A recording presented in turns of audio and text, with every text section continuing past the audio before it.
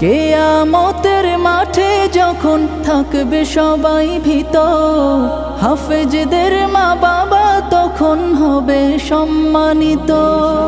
কিয়ামতের মাঠে যখন থাকবে সবাই ভীত, হাফেজদের মা বাবা তখন হবে সম্মানিত। তাদের